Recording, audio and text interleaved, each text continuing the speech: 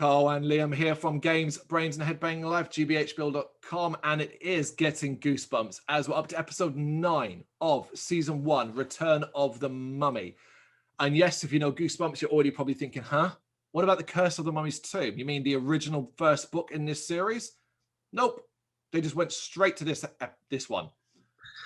Yeah, I mean, that's the case. Yeah, I remember that one. Yep. Yeah, the Curse was blue. Oh yeah, I think that's the case with some of the books though. Like maybe they just weren't as easily adaptable for some reason. What I think they did with this one, now we'll see this in an episode that comes up again and soon in regards where they just went for the sequel rather than the original. And this one, I think what they did was they looked at the elements of the first book and went, okay, we don't really need to tell that. We can take a couple of ideas from it, which they do, and just jam it into this to make one complete episode. And I think it works.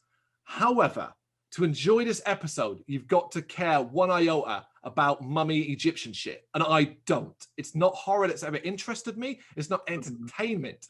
And a lot of times through this, I just laughed and went, this reminds me of Brendan Fraser's The Mummy. It's true. Like I had to check which one had come out first, if this had come out before or not. But actually, this had come out before it because it just has like there's something similar feeling about it to that movie. I don't know why, but obviously, like The Mummy is a classic horror movie monster, so it kind of makes sense why R.L. Stine would think of writing a book about it and why there'd be an episode about it. It's kind of predictable a bit safe almost, not really like too creative. Yeah. I mean, The Mummy goes all the way back to the 1930s. That's where that stuff happened. The one you all know so well, the Brendan Fraser Mummy, is actually a remake of the original horror movie. Yeah. But yeah, anything related to Mummy, it's very, very familiar. So like I said, I found it to be odd that they did a sequel and the original book. This one was directed by John Bell, making another return. And we open with some stock footage of the pyramids before zooming into a camp and focusing on a young lad named Gabe, played by Daniel DeSanto. Get it here then. What did you think of Daniel DeSanto here? Well, again, he's an interesting actor because he actually is also in Eye for the Dark, and he plays a recurring role in that as one of the kids around the campfire. And he actually becomes like the leader of the Midnight Society at one point by taking over from the main kid that was in it called Gary. He's like his younger brother. Yeah. And but no, I don't think he's too good in this. Actually, I think there's like something off about his acting. It feels not authentic. I don't know. There's something off about it. I agree. In fact, this episode for me was a hard watch because I found everyone. Normally, one or two might be a bit iffy. I found everyone to be shocking, barring the Mummy. But that's such a brief role. Even the young girl, this whole episode kind of like lacks authenticity. I think even down to like the set and stuff and the props. Like I give them credit for making this set and the props and whatnot. Like a young child's not going to really notice, but when you're like a bit older like us, everything just looks a bit too like crafted, like fake. I agree. I had a real problem with it, particularly as well. They made sure to only ever really focus on 2 or 3 actual same locations, specifically inside the pyramid, and the angle for how we even get. Oh, we'll get to it. Yeah. So he begins narrating and says he's here visiting his cousin Sari, who's played by Anik Obuansawin, and his uncle Ben, played by Ellis Zaru. Uncle Ben. Yes. Several times I kept laughing as I wrote it. Uncle Ben is an archaeologist, and they're apparently at a secret place where a new pyramid has been discovered by Ben, which apparently houses a mummy, a prince. So, and already I was like, whoa, you are asking me to believe a lot of things here. A secret pyramid that only Ben has discovered. What?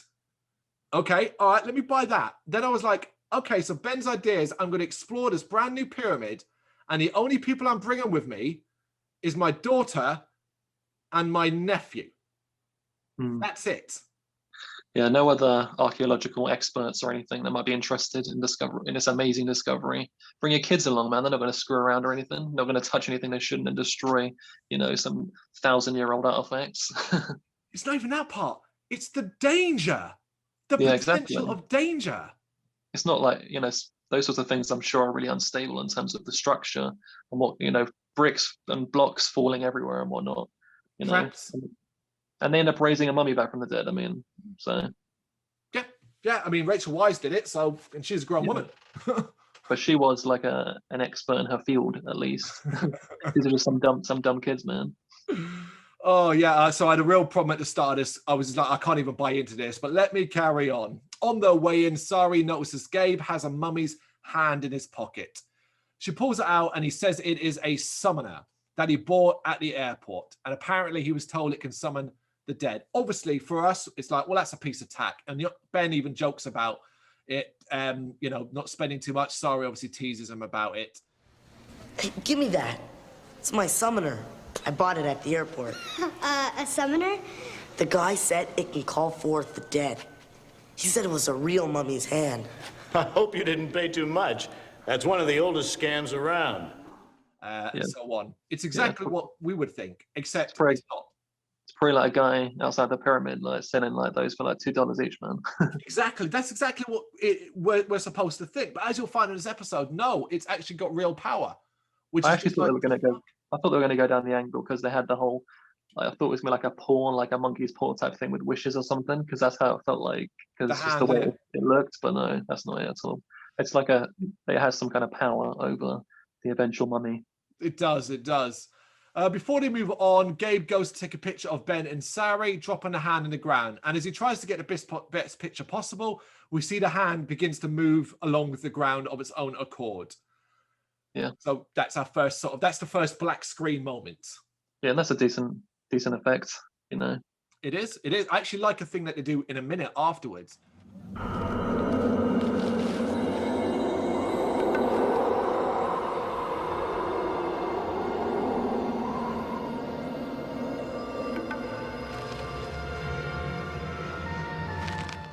Sari continues to be a bit of an annoying know-it-all. She really is. She's actually so obnoxious, incredibly unlikable.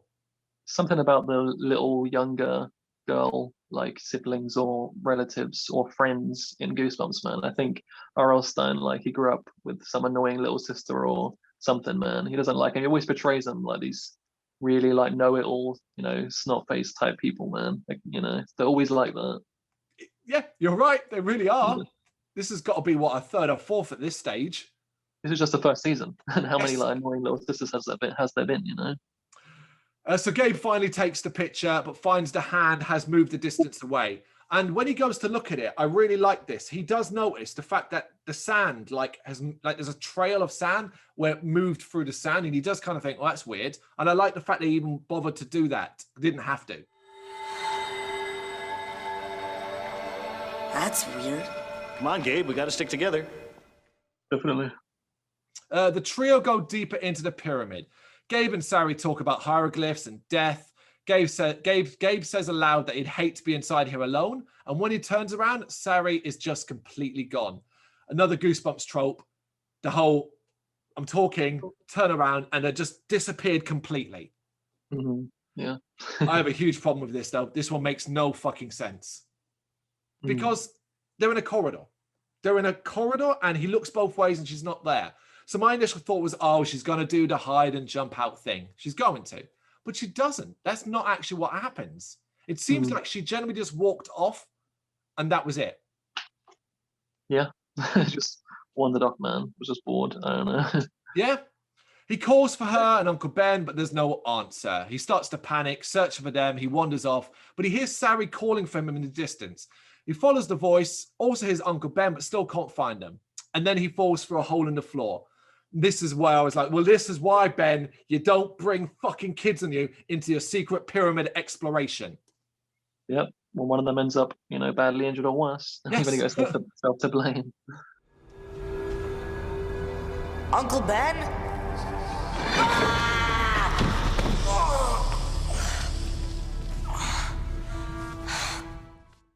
Where are we? Looking around inside this room, he seems to be in a chamber, but feels something crawling on his arm, and it is a fucking tarantula, a real one. I know that was the worst part of the episode for me, for sure.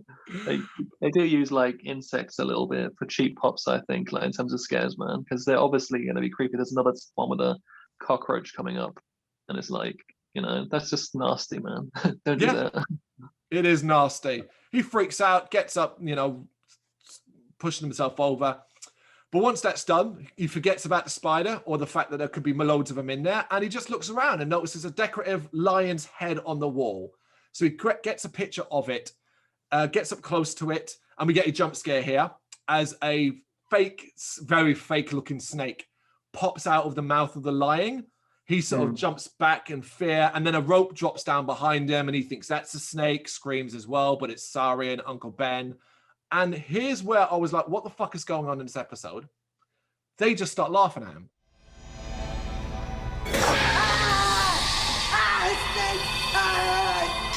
It's just a rope, you chicken. Yeah. Okay. Not like worried about, the fact you're in some sort of chamber and fell down there. What are you screaming about? Are you okay? Is there something down there? It's another reoccurring theme throughout all the episodes, and it's the authorities figures or the adults or the parents just being complete morons, just not sensing any kind of danger at all, and just not believing or listening to the kids at all. But that's obviously a thing that people believe, that no one listens to the kids type thing. It's been a cliche forever, but it's definitely a reoccurring theme in every episode. Yeah, and Ben is a moron. We will get to more moronic stuff he does later on. He is an idiot. Yep. So, of course, they pull him up, but he left the mummy's hand, his summoner hand, behind. Later, Uncle Ben is checking out Gabe's photo of the lion head, and he thinks it's a seal, and that the entrance to the prince's tomb is behind. And he says, tomorrow we're going to go in. But first, he'll send in a work crew to clear out the snakes and bugs. And I was like, work crew? What? I thought this was a secret dig. So you've got workers. What are they doing now then? Just chilling outside, man. Amazing. He's scoping it all by himself. And Sari is really annoying here. She's so irritating in this. And this is where I found her to be really annoying. Ben then gives Gabe a piece of amber as a gift to replace the lost summoner. And inside the amber is a scarab beetle. Gabe is impressed. Sari is not so much. And we continue with more what's going on as a woman arrives and says she's a reporter named Neela, played by Afra Gouda. Her and Ben kind of flirt. Knock, knock. Dr. Hassad, I'm so glad I caught you. Excuse me, do I know you? Neela Rahmed, I'm a reporter with the Cairo Sun. I thought you all called yourselves journalists these days. Well, I guess I'm just an old-fashioned girl. And she then says she's from a newspaper and has heard about the discovery and wants to cover it. And again, I'm like, I thought this was a secret pyramid. Apparently not, man. She just stumbled across it. It can't be that secret. Don't know how no one else has discovered it for all this time. But if you know your Goosebumps as well at this point, any introduction of a character at this stage of the episode is in some way going to be a villain. Well, especially after the Phantom of the Auditorium, when they randomly shoehorn in this character that's not been in it at all, there's obviously some twist involved in them, so yeah. Yeah. Uncle Ben seems to have got a hard on for her, so he agrees and is like, yeah, you can totally cover my work, and introduces her to Gabe as he found the tomb first, apparently. Sari is a dick here and tries to play down his discovery, and the reporter shows Gabe that she has an amber necklace too, but her one is empty. There's no scarab beetle in it. Yeah. Do you notice the Jurassic Park explanation? Nope. So you remember Jurassic Park, in the part in Jurassic Park when they're on the ride and they're being explained how they got the dinosaur DNA, and its bug many years ago got covered in amber. That's what they use here. What, to explain what? How the scarab beetle is inside the amber. All right, but why is the scarab beetle relevant anyway to the overall plot? I forget. Oh, it's supposed to signify long life or live forever. It's like it's more of a ritual thing than anything else. Right. Yeah. Okay. Sure. Something that's what they do sort of say that anyway. Yeah. Gabe shows her his picture. She's super impressed, and then we see someone different as a worker carrying a bag arrives and sees the picture. His reaction is less positive, but she shuts him down and he runs off. And all I kept thinking is, man, Ben, you are super, super trusting of your discovery here. You don't know this woman for shit. She could kill you inside and then take all the credit. Exactly. That's what you'd think would be his first thought, that she was here to steal the discovery from him. Mm-hmm. Just leave them over there. That photo. Madam, surely you do not. It's nothing to worry about, Shafiq. Agreed. He's not thinking with his brain, he's thinking about something else, man. Yeah, man, for sure. So after the group discussed the possibility of a curse, and Uncle Ben recants the supposed words that are said to awaken the mummy if spoken 3 times. We got that whole thing. Goosebumps also loves incantation that wakes things up. Yes, indeed. It happens in quite a few episodes. Yeah. The next day, and Ben is trying to chisel his way into the tomb. Sari tries to scare Gabe with some spiders because she's the worst. Ben then breaks the seal off the wall, and I got so angry here. He chisels the seal off the wall and does not give one fuck that very old, very expensive, very important piece of work hits the floor. It doesn't break, but it should have. And I was like, wow, what a great archaeologist you are. Fuck this seal. Drops it to the floor. Yeah, any real archaeologist watching this episode would be screaming at that moment, I think. Belongs in a museum, damn it. Totally. A wall then begins to move behind, and inside they find an empty room. Ben realizes it is a false tomb. I like this because this is actually true. This is actually true to a lot of pyramids that were discovered back in the day, that there would be false tombs to dissuade treasure hunters, grave robbers. All right, that's clever, yeah. The only thing that annoys me is that Ben explains that about grave robbers, and all I kept thinking was, mate, you are what you are saying. Just because you've got a reason to be doing it, you are a grave robber nonetheless. Yeah, he's literally planning on taking everything from the tomb and putting it in a museum potentially, but it's still technically robbery. Yes, exactly that. Sari begins to tease Gabe again and starts to say the ancient words. She says them again. And then Marty McFly's Gabe into saying them the 3rd time. You know what it is. Are you chicken? And he's like, I'm not chicken. I'll say the words a 3rd time. It's like, God almighty. So easy to get people, isn't it? Maybe all we have to do is say the sacred words and let the prince come to us. Garu, gare, gari. Wouldn't do that. What's the matter? You afraid the mummy's really gonna come to life? Well, no, but... What then? Say it. Garu, gare, gari. You chicken? Haru, hara, hari. Happy? Maybe Horu's listening. A wind briefly picks up. Ben dismisses it because suddenly a wind blowing through the tomb that is supposed to be deep underground is totally normal. Gabe then finds his mummy's hand inside a crack in the wall while Sari rolls her eyes. I wanted to punch her at that point. I was like, right, that is enough of you. Just send her out, man. Yeah. As Gabe goes to grab it, he does at least ask the question, I was like, ask the question. How did it get there? How did it get inside a sealed room and in the wall? Be a very good question. Yes. But it grabs him, and this kid screams here, and the camera angle is hilarious. It's from the top, and he throws his head up and screams sideways into it. And I laughed so hard at that point. Hey! It won't go!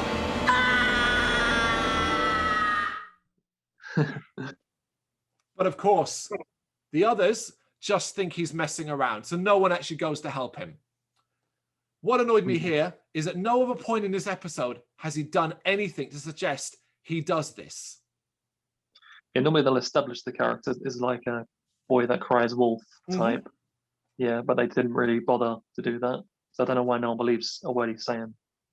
Great. Yeah, didn't happen. But Sari rolls her eyes, walks over, and Gabe grabs her for help. The wall behind the hand then opens up, and the pair are pulled inside, leaving Ben, who, do you want to know how useless it is? He runs to help and then hits the fucking wall with his head.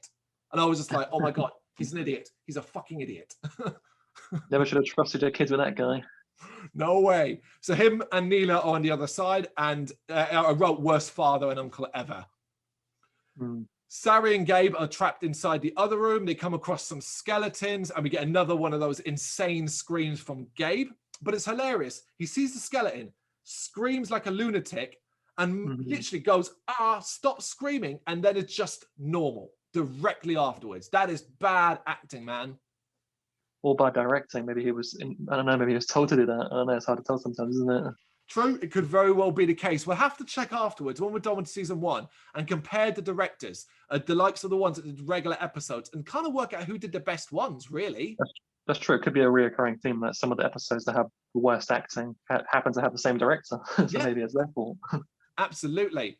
He calms down. The pair start to look for a way out, and they come across a lavishly decorated room which houses treasures and a sarcophagus. Sari just wants to open it up, and Gabe is like, I don't want to open it up in case of the curse. Neither is right. Don't open it, or don't worry about a curse because that's probably not real. Don't open it because it houses the dead body, and that is going to potentially spit a load of disease directly into your face. Don't do it. What are you doing? I'm gonna open it. But what about the warning? Don't you want to be the first one to see him? Sure, I just don't want to be the last.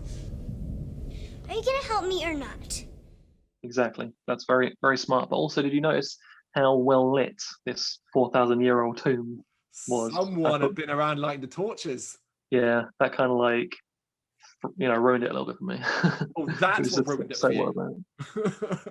Yeah, and also, like I said about how it all kind of looked a bit fake, this particular, it looked very set, like, with the bowl of, like, treasure and stuff like that. And he, like, kind of touches a little bit of it, but not, like, all of it, because it's clearly fake. Yeah, looked very prop-like. Yeah, I agree. It also really annoyed me that not mentioned again is the part where, Gabe, a mummy's hand grabbed you through the wall. Do you remember that part happening? No, man, he doesn't remember that, or the spider, nothing, man. He's moving on with his life. But also, when the door closed behind him, it's solid. There's nothing. Yeah. How? Sure, but surely, like, you're concerned. You should be like just concerned at that point that you may be about to just die in this tomb. That's like should be concern on your mind as well. Yeah, there's a strong argument that where's the air supply coming from? Exactly. Yeah, it's completely sealed. Yeah, we're probably over-analyzing this episode, I think. A little bit, I think so. I think it's because it's not an episode either of us particularly like that much, so we've got a lot of criticisms. Cool. Sari insists on opening it, so Gabe does help her, and when they open it, I was actually surprised. It's empty. I was like, oh, okay. I expected the mummy to be there, and then we'd get all the business, but it's not. It's just not in there. We then see a lion statue's eyes glow red, and they hear noises. Turning around, they see a bandaged mummy staggering towards them. This guy is played by Peter Jarvis and looks good. Looks good to a degree, but the problem is he's so unthreatening because this is a zombie, but one of the worst zombies in that he can barely walk, is super fucking slow. I'm pretty sure if you blew on him, he'd fall over. That's how crap he looks.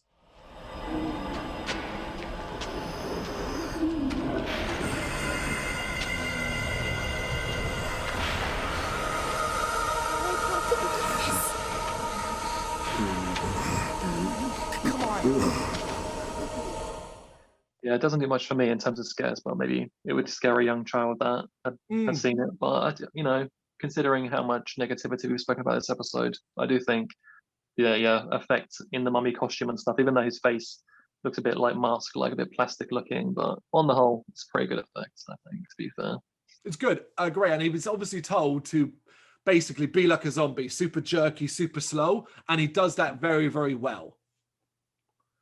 I just think it's like it lacks a bit of a threat, like you said, because you kind of know he's not really gonna get his hands on the kids and really harm them just because of what kind of show it is. So of course, they kind of make him really, like you say, slow and jerky and stuff like that. So he's easy to evade. Yeah, exactly that. As the kids try to go around him, but for some reason they move really slow. And I wrote, it's stupid. A brisk walk would be enough to get away from this dude, but they end up trapping themselves in a corner. And as the mummy reaches out, a voice stops him. A woman's voice. It's the Goosebumps twist. We then see Neela, now dressed as an Egyptian princess, approaching. She reveals that she is the sister of the mummy and is using the summoner. Her acting here is horrendous. That we may be reunited once again. Hey, that's my summoner. Silence, foolish peasant. The summoner is mine. Now, we shall rule again. She's crazy. But I did laugh at her calling Gabe a foolish peasant. I did laugh at that line. That's too true, man. Bro, burned him deep, that one. She basically explains that they're there to rule again, and then tells her brother to destroy the kids as there can be no witnesses. Now, again, I'm doing it again. I went, why did you stop him then in the first place? Why did you stop him, explain what you're going to do, just to then go kill the kids? Why? Yeah, it's definitely one of those ridiculous moments where the villain must explain their whole devious plan before they actually just do it. But the mummy isn't having none of it, it turns out, and he pulls off Neela's amber necklace, saying that he wants to rest in peace. I thought it was a nice touch, the idea of like, listen, man, I'm dead. Just let me stay dead. Yep. He destroys the necklace, and Neela is upset, as hers, it turns out, was empty because she was the scarab beetle living inside of it. That's how she lived for 4,000 years. And I literally just wrote the words, okay, sure, why not? Why not? Yeah, it's like we said before, some of these twists and stuff, like you could never guess them because they're just so like ridiculous at times. Like you could throw a dartboard and you say she's the scarab beetle or whatever. Like you're never gonna guess that, yeah. Nope. Could never have guessed it, as she insta turns into a scarab beetle anyway. However, the mummy is still moving. So Gabe uses the summoner to try and stop it. It doesn't work, so Gabe then throws it into a nearby lit fire. This seems to have some form of effect as it upsets the mummy and the tomb begins to collapse. Sari and Gabe run away, and out the door they came through that is now apparently open. I presume Neela used it to come through. That's what I presumed. Haru! Hurrah! Something or other!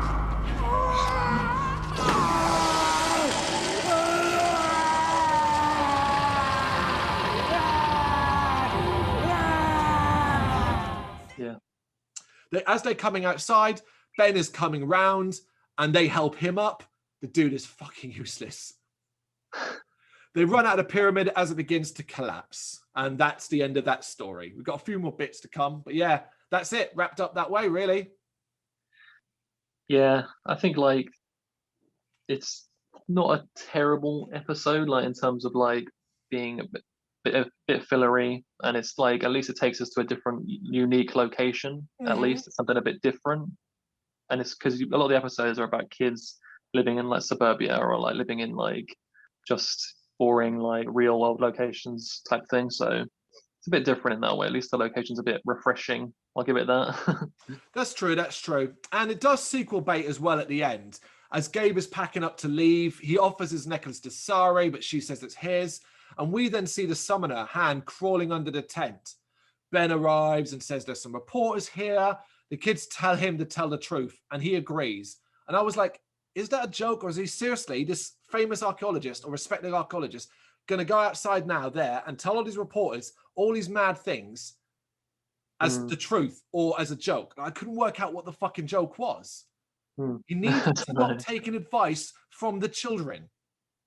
Basically, I mean, he hit his head pretty hard. You hit that wall, man. So yeah. Sari and Gabe are friends now, apparently, and we see the summoner is inside Gabe's bag, picking up the amber necklace. Gabe locks his bag. He throws something in top so he doesn't see the summoner, locks it without noticing, and leaves to go to the airport, suggesting that, ooh, sequel bait. Don't know if they ever did. Wow. I'll tell you one thing. When I get to the airport, I'm not buying any more summoners. yeah, I'm not sure. I feel like maybe it did. I can't remember exactly, but we'll see. Yes, we will eventually see. Not in this season anyway, for sure. Not in this season. No. Check that the rest.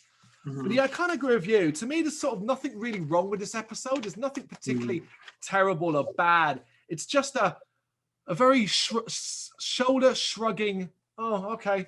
All right. I think it just depends on certain episodes whether or not the concept itself grips you, like with the Phantom of the Auditorium.